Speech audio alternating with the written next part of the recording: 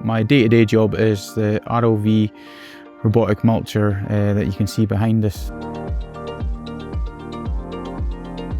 All areas of SSEN have a team of utility arborists. They look after everything above the lines, whereas I tend to do everything below. The way the machine works is it's got a drum with lots of teeth in it, and it pulls the material into the drum and smashes it all into like tiny little pieces for chipping, which enables us to create a carpet along the ground that's safe for walking on as well, for bystanders, workers, anyone like that, if we're doing it in forestry paths as well.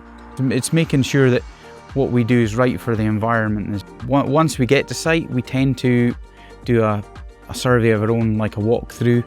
We carry thermal imaging cameras so we can actually see what's ahead of us during bird nesting season. Generally, I would be looking at this area here and be looking to say sort of half an hour for us to do this. It could take a team of 4 guys 2 or 3 hours, but we're not trying to take the work from the guys, we're just trying to make the work easier for them. We want to work with local partners and local communities and make sure that we're doing right by what they want as well.